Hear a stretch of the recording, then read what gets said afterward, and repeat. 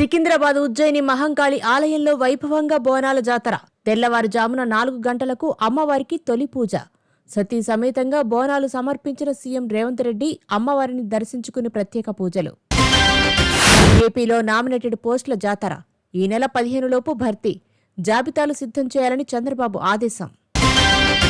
కేసీఆర్ అసెంబ్లీకి వచ్చి చర్చల్లో పాల్గొనాలి. ఆరోగ్యం సహకరించకపోతే ఎర్రవెల్లి ఫామ్ హౌస్లో మాక్ అసెంబ్లీ నిర్వహిస్తాం. మాది మాటల ప్రభుత్వం కాదు, చేతల ప్రభుత్వం. బీసీలకు 42% రిజర్వేషన్లు అమలు చేస్తామని ఉప ముఖ్యమంత్రి భట్టి విక్రమార్క ప్రకటన. సీఎం చంద్రబాబు సింగపూర్ పర్యటన ఖరారు. ఈ నెల 26 నుంచి 30 వరకు పర్యటన. చంద్రబాబుతో పాటు మంత్రులు నారా లోకేష్, నారాయణ, టీజీ భరత్, అధికారుల బృందం. ఎమ్మెల్సీ తీన్మార్ మల్లన్న కార్యాలయంపై దాడి. ఎమ్మెల్సీ కవితపై అనుచిత వ్యాఖ్యలను నిరసిస్తూ మేడిపల్లిలోని మల్లన్న ఆఫీసుపై దాడి చేసి ఫర్నిచర్ ధ్వంసం చేసిన జాగృతి కార్యకర్తలు.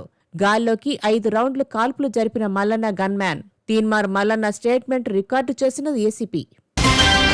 తీన్మార్ మల్లన్న నాపై దారుణంగా మాట్లాడారు. జాగృతి కార్యకర్తలు మల్లన్నతో మాట్లాడడానికి వెళ్లారు. నిరసన తెలిపితే కాల్పులు జరుపుతారా అని ప్రశ్నించిన ఎమ్మెల్సీ కవిత. వెంటనే తీన్మార్ మల్లన్నను అరెస్టు చేయాలని డిమాండ్. మండల చైర్మన్ గుత్తా సుఖేందర్ రెడ్డిని కలిసి తీన్మార్ మల్లన్నను ఎమ్మెల్సీ పదవి నుంచి సస్పెండ్ చేయాలని కోరిన కవిత. మేడిపల్లి పోలీసులకు తీన్మార్ మల్లన్న ఫిర్యాదు. తనను చంపే కుట్రతోనే దాడి చేశారని ఆరోపణ. నా వ్యాఖ్యలకు కట్టుబడి ఉన్నా. అగౌరవంగా మాట్లాడలేదు. నా భాషలో తెలంగాణ మాండలికం ఉంది.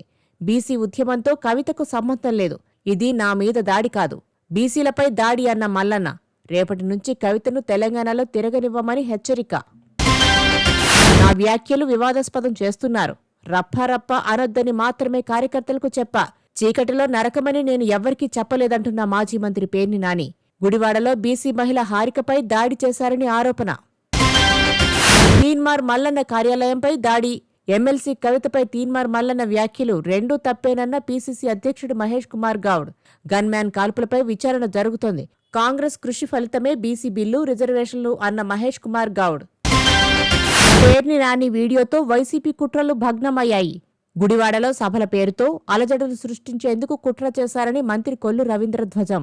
ఆడబిడ్డలను అడ్డుపెట్టుకుని రాజకీయాలు చేయడం సిగ్గుచేటన్న మంత్రి కొల్లు రవీంద్ర. అమరావతి ప్రాంతంలో గెయిల్, అంబికా సంస్థలకు గతంలో ఉన్న భూ కేటాయింపులు రద్దు. మంత్రుల బృందం సిఫార్సు మేరకు 6 సంస్థలకు ఇచ్చిన భూములపై సవరణలు చేసి మళ్లీ కేటాయింపు. కొత్తగా 7 సంస్థలకు 32 ఎకరాలు 60 ఏళ్ల లీజు ప్రాతిపదికన కేటాయింపు. రాజధానిలో బీజేపీ ఆఫీసుకు 2 ఎకరాలు కేటాయిస్తూ నిర్ణయం. హైదరాబాద్ గచ్చిబౌలిలో గంజాయి, డ్రగ్స్ వినియోగదారుల కోసం వాట్సాప్ కోడ్తో పోలీసుల డెక్కాయ్ ఆపరేషన్. లొకేషన్కు వచ్చిన 14 మందిని అదుపులోకి తీసుకుని డీ అడిక్షన్ సెంటర్కు తరలింపు. ఏపీ స్పేస్ పాలసీ 4.0పై జీవో విడుదల. అంతరిక్ష రంగంలో పెట్టుబడుల కోసం తిరుపతి, సత్యసాయి జిల్లాల పరిధిలో ఏపీ స్పేస్ సిటీ కార్పొరేషన్ ఏర్పాటుకు నిర్ణయం. తెలంగాణలో 81 మంది జూనియర్ లెక్చరర్లకు ప్రిన్సిపల్స్గా పదోన్నతి. నాంపల్లి ఇంటర్ బోర్డు కార్యాలయంలో రేపు counselling. ZP chairperson Harika car అద్దాలు ధ్వంసం చేసి గంటపాటు నిర్బంధించారు. పోలీసులు చోద్యం చూశారు. దాడులకు పాల్పడ్డవారిపై కేసులు పెట్టాలి. హోంమంత్రి సమాధానం చెప్పాలి. మాజీ మంత్రి అంబటి డిమాండ్. శ్రీ సత్యసాయి జిల్లా కొడిగనహళ్లి గురుకుల ప్రతిభా పాఠశాలలో మాజీ ప్రధాని పివి నరసింహరావు విగ్రహాన్ని ఆవిష్కరించిన తెలంగాణ చీఫ్ సెక్రటరీ, పాఠశాల పూర్వ విద్యార్థి రామకృష్ణారావు. అమరావతి రాజధానిలో భూమి లేని 1575 కుటుంబాలకు పెన్షన్లు. రాజధానికి భూములు ఇచ్చి ఉపాధి కోల్పోయిన వారికి పెన్షన్లు మంజూరు చేస్తూ ఇటీవల కేబినెట్ నిర్ణయం మేరకు తాజాగా ఉత్తర్వులు జారీ. తమిళనాడులో లాకప్ డెత్పై టీవీకే అధినేత విజయ్ సంచలన వ్యాఖ్యలు. సారీ కాదు, న్యాయం కావాలని డిమాండ్. బీహార్ ఓటర్ల జాబితాలో బంగ్లాదేశ్, మయన్మార్, నేపాల్ దేశస్థులు ఉన్నారని జాతీయ మీడియా కథనాలు. బీహార్ అసెంబ్లీ ఎన్నికల నేపథ్యంలో వేడెక్కుతున్న ప్రచారాలు. వచ్చే 5 ఏళ్లలో 1 కోటి ఉద్యోగాలు కల్పిస్తామని సీఎం నితీష్ హామీ. కేరళలో సీఎం విజయన్ నివాసానికి బాంబు బెదిరింపు. తనిఖీ చేసి నకిలీ ఈమెయిల్గా తేల్చిన పోలీసులు.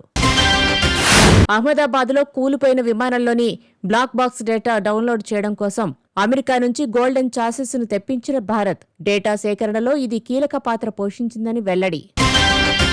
విదేశాల నుంచి 100 కోట్లు అక్రమంగా దేశంలోకి తీసుకువచ్చి అక్రమంగా మత మార్పిడులకు పాల్పడుతున్న జలాలుద్దీన్ అలియాస్ చంగూర్ బాబా ఆర్థిక నెట్వర్క్ను ఛేదించిన ఈడీ 30 ఖాతాలు సమాచారం వెలుగులోకి రాగా తాజాగా మరో 18 ఖాతాలు వెలుగులోకి 68 కోట్ల మేర లావాదేవీలు.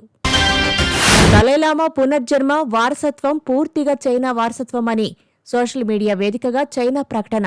భారత్లోని కొందరు అనుచిత వ్యాఖ్యలు చేశారని, భారత్ కల్పించుకోవడం వల్ల సమస్యలు తలెత్తే అవకాశముందని ఆరోపణ. బీరుట్లో హెజ్బుల్లా నాయకుడు నుస్రల్లాను హతమార్చినట్లే ఇరాన్ అధ్యక్షుడిని హతమార్చడానికి ఇజ్రాయెల్ ప్లాన్.